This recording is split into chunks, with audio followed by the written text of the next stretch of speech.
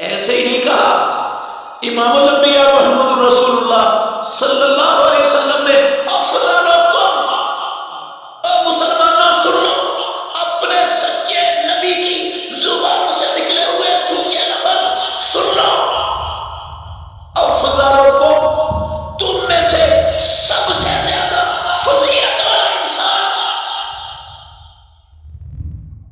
تم میں سب سے زیادہ فضیلت والا، سب سے افضل کون ہے؟ صحیح بخاری کے لفظ ہے، افضلکم من تعلم القرآن وعلمہ، سب سے افضل وہ بندہ کرم کی زمین پر محمد رسول اللہ صلی اللہ علیہ وسلم کی امت پر جو اللہ کے قرآن کو پڑھتا ہے، سیکھتا ہے اور آگے والی نسلوں کو سکھانے کا عمل کرتا ہے۔ افضلکم، تم میں سے سب سے افضل فضیلت والا یہ انسان ہے۔ ایک بندہ، اور میرے بھائیوں، ایک بندہ پانچوں نمازیں پڑھتا ہے، ایک بندہ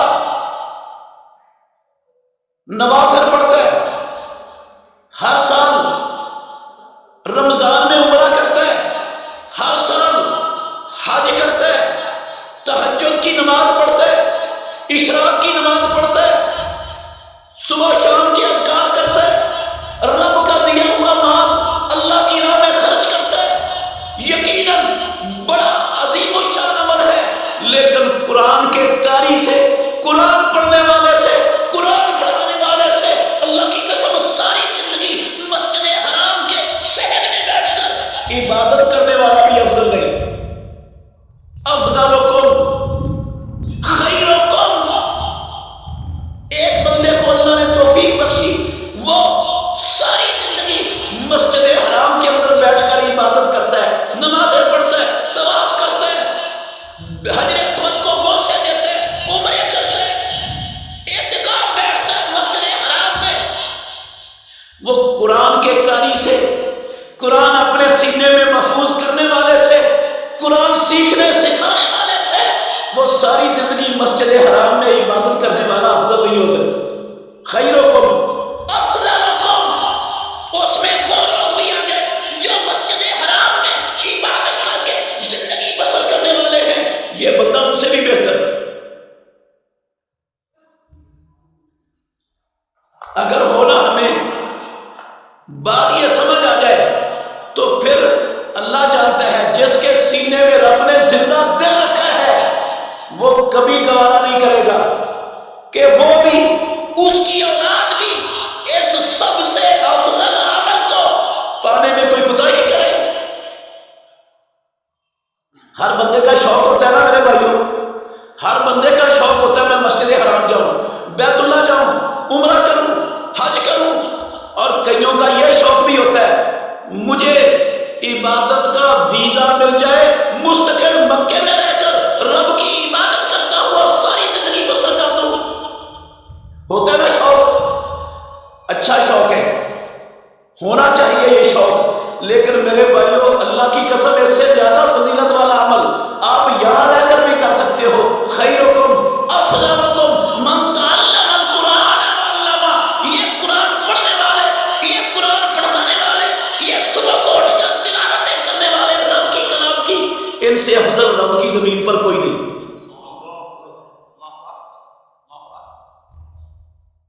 تو پھر کیا خیال ہے؟ ہمیں اپنی اولادوں میں سے جو نابینے پیدا ہو جائیں، جو معذور پیدا ہو جائیں، جو موٹے دماغ کے پیدا ہو جائیں، ان کو وقف کرنا چاہیے نہ صرف قرآن کی تلاوت کے لیے، قرآن پڑھنے کے لیے، یاد کرنے کے لیے۔ ہمارے معاشرے میں اکثر لوگوں کی سوچ، ناراض نہیں ہونا، اکثریت کی سوچ یہی ہے، جو سکول نہیں چلتا، جو موٹے دماغ کا پیدا ہو گیا، جو معذور ہو گیا پولیو کی وجہ سے، جو نابینا پیدا ہو گیا، ماں باپ کہتے ہیں اس کو کیا بنا لو؟ حافظ، اس کو حافظ بنا دو۔ اور جو بچہ رب نے ذہین دیا، صلاحیتوں والا پیدا کیا، اچھی ماشاءاللہ حفظ کی صلاحیت مالک الملک نے اس کو بخشی اور عطا کی، ہم سب کی کوشش ہوتی ہے یہ انگریزی کسی جو ہے نا انگریزی سکول کے اندر اس کو داخل کروائیں، کسی مشنری سکول کے اندر سے اس کو ڈگری دلوائیں تاکہ نوکری اچھی مل جائے۔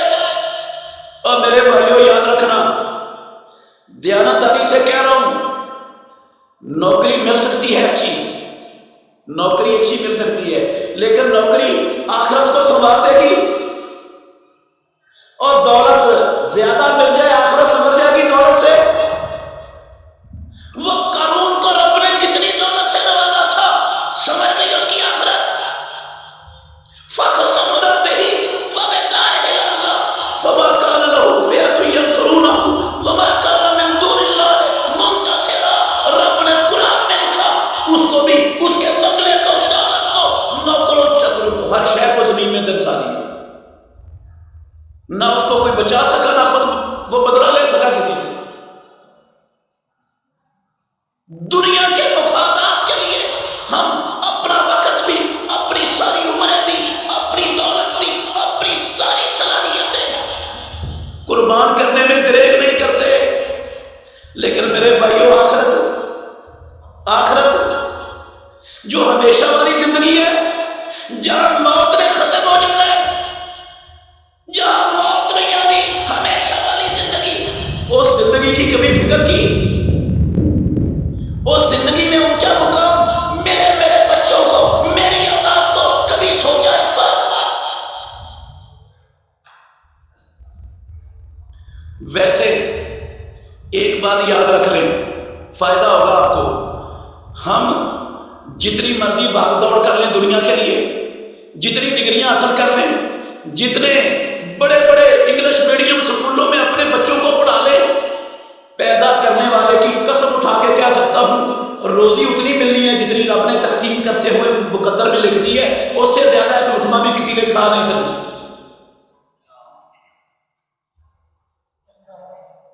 ایک لقمہ اس سے زیادہ نہیں ملے گا۔ سوال پیدا نہیں ہوتا رب کا لکھا ہوا بدل جائے، کوئی بدلنے والا پیدا نہیں ہوا۔ اور اگر ہم اللہ اکبر اللہ کے قرآن کو پڑھیں گے، پڑھائیں گے، قرآن سے محبت کریں گے، قرآن سے تعلق رکھیں گے، قرآن سے جڑے رہیں گے، خاندانوں کو جوڑے رکھیں گے، پیدا کرنے والے کی قسم ہے دنیاوی سکون والی، امن والی، عزت والی، خوشحالی والی، آزادی والی، کامیابی والی، خوشگوار بن جائے گی۔ اور آخرت تو پروردگار نے جنتوں والی بنانی ہے ایسے لوگوں کی۔ لیکن یاد رکھیں میرے بھائیوں، یاد رکھنا، اللہ اکبر، یہ قرآن جو اتنی عظمتوں والا ہے، جو دنیا میں بھی سب کچھ عطا کرتا ہے، آخرت میں بھی جنتوں کے وارث بنانے والا ہے، یہ کس کو بنائے گا؟ آخری بات ہے میری، کس کو بنائے گا میرے بھائیوں؟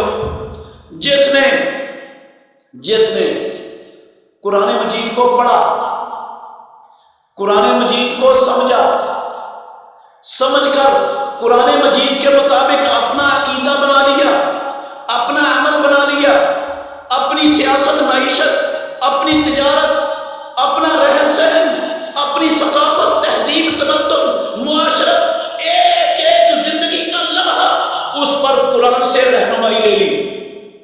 قرآن پیدا کرنے والے کی قسم اٹھا کے کہتا ہوں، سیاست کا میدان ہو، معیشت کا میدان ہو، کوئی میدان ہو، تعلیم کا میدان ہو، کاریگری کا میدان ہو، ہر میدان میں سب سے بہتر راستہ اگر کوئی دنیا کے اندر چیز دے سکتی ہے تو وہ رب کا قرآن ہے۔ قسم اللہ کی، اس سے بہتر راستہ سیاست کا، معیشت کا، معاشرت کا، تہذیب کا، تمدن کا، معاملات کا، عبادات کا، عقائد کا، اس سے بہتر راستہ دنیا میں کوئی دینے والا پیدا ہی نہیں ہوا۔ ان ھذا القرآن، میری بات نہیں ہے، ان ھذا القرآن یہدی للتی ہی اقوم۔ اور مسلمانوں، او اللہ کے بندو، یہ قرآن رہنمائی کرتا ہے للتی، زندگی کے ہی احسن، اس راستے کی جو سب سے اقوم سیدھا ہے، جس سے سیدھا راستہ دنیا میں کوئی پیش کرنے والا نہ پیدا ہوا نہ قیامت تک پیدا ہوگا۔ تو جب قرآن سب سے سیدھی راہ دکھاتا ہے تو پھر قرآن کو سمجھنا چاہیے کہ نہیں، اور پڑھنا چاہیے کہ نہیں پڑھنا چاہیے، سمجھنا چاہیے کہ نہیں، قرآن پر عمل کرنا چاہیے کہ نہیں۔ اصل مقصد قرآن کے نزول کا ہے ہی یہ، اور میرے بھائیو اصل مقصد یہ ہے، قرآن پڑھنے پڑھانے کا مطلب یہ ہے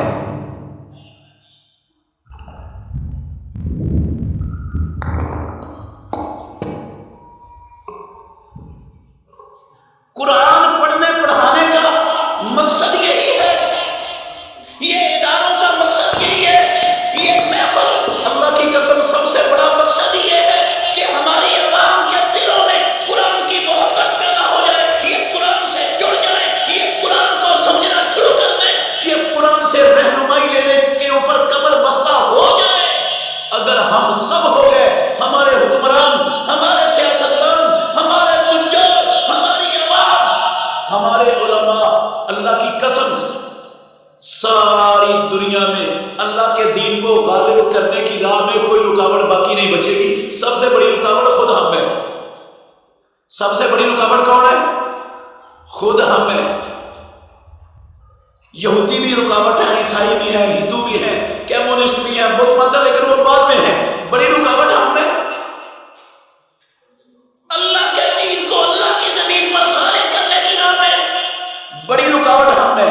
ہم اس لیے رکاوٹ ہے، ہم نے قرآن کو سمجھنے کی زندگی میں کوشش، ترجمے کے ساتھ سیکھنے کی کوشش نہیں کی، نہ خود کی نہ اپنے بچوں کو ترجمے سے پڑھانے کی کوشش کا کبھی ہم نے سوچا کہ آپ کوشش کریں۔ میرے بھائیو آئیے، آپ اس قرآن کی بابرکت عظیم الشان محفل کے اندر حاضر ہیں، اٹھ کر سبحان اللہ پڑھ کر صرف اٹھ کر جانے کی بجائے یہ عزم کر کے جائیں، عزم کر کے جائیں کہ ہم نے انشاءاللہ الرحمن یہ اس مستعار زندگی میں جو پتہ نہیں کب ختم ہو جائے وہ تجارت کرنی ہے جس تجارت میں رب نے گارنٹی دی ہے گھاٹا نہیں۔ رب نے جس تجارت میں گارنٹی دی ہے گھاٹا نہیں ہے، وہ ہے قرآن کی تلاوت۔ قرآن کی کون سی تلاوت؟ سمجھ کر پڑھ کے، اس پر عمل کر کے۔ قرآن اترا اس لیے تھا، اللہ نے فرمایا کتاب انزلناہ الیک مبارک، اور مسلمانوں یہ قرآن مجید ہم نے اس کو نازل کیا، یہ برکتوں کا خزانہ، لیدبروا آیاتہ ولیتذکر اولو الالباب، تاکہ لوگ اس کی آیتوں پر تدبر کریں اور تاکہ لوگ اس سے رہنمائی حاصل کریں۔